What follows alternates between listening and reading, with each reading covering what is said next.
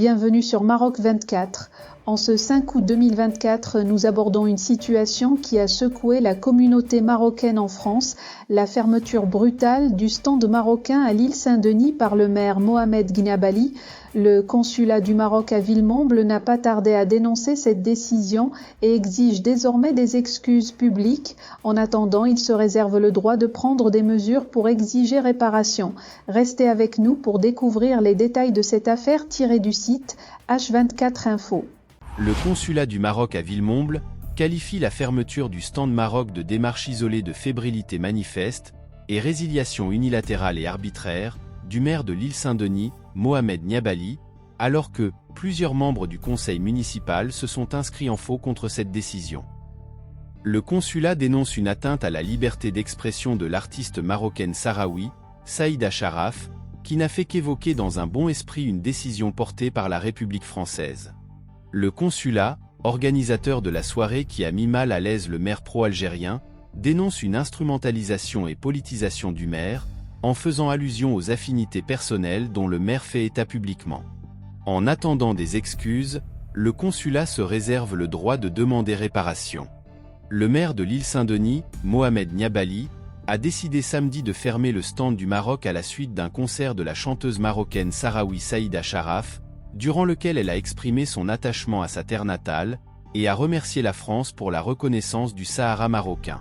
Le maire de la petite commune de la Seine-Saint-Denis, dans la banlieue de Paris, à 9 km au nord de la capitale, a décidé de fermer le stand du Maroc dans la station Afrique, une sorte de fan zone à proximité du village olympique, après que la chanteuse marocaine sahraoui Saïda Charaf ait interprété jeudi soir sa chanson « Mani », soutenant la marocanité de sa région d'origine, et les liens d'allégeance entre les Sahraouis et les sultans et rois du Maroc.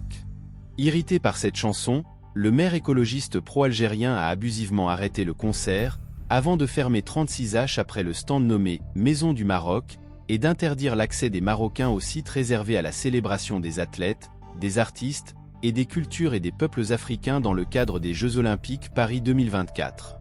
À la suite de cette décision, le maire d'origine sénégalaise, marié à une Algérienne et réputé très proche de l'ambassadeur d'Algérie, Saïd Moussi, fraîchement rappelé par Alger après la décision de Paris de soutenir le plan marocain d'autonomie dans les provinces du Sud, mais aussi du député français d'origine algérienne, Akli Melouli, membre du groupe d'amitié France-Algérie du Sénat, a été hué par les Marocains qui étaient présents jeudi au concert. Le maire pro-algérien a explicitement reconnu que les remerciements de Saïda Charaf adressés au président Emmanuel Macron suite à sa récente décision, l'ont mis mal à l'aise. Cela n'a pas été apprécié par les Marocains présents sur place, qui l'ont défié en scandant « Le Sahara est marocain ». La décision de ce maire, qui ne cache pas ses relations très intimes avec une Algérie qui s'obstine depuis près de 50 ans à diviser le Maroc, s'inscrit dans la lignée des prises de position des députés ELV, Europe Écologie Les Verts, et des autres formations de la gauche coloniale, qui s'opposent à la décision de la France de reconnaître la marocanité du Sahara. Sur Instagram, Gnabali a confirmé que son acharnement injustifié contre le Maroc et les Marocains lors de la soirée en l'honneur du Maroc est lié au passage d'une artiste marocaine issue du Sahara, Saïda Charaf, soutenant la marocanité de sa région d'origine.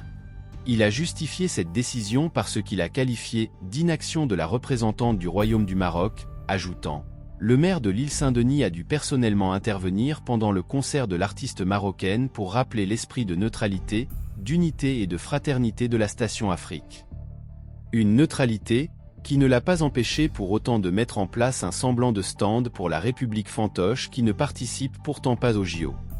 Pour rester informé, je vous invite à regarder les vidéos Maroc 24 qui s'affichent sur votre écran.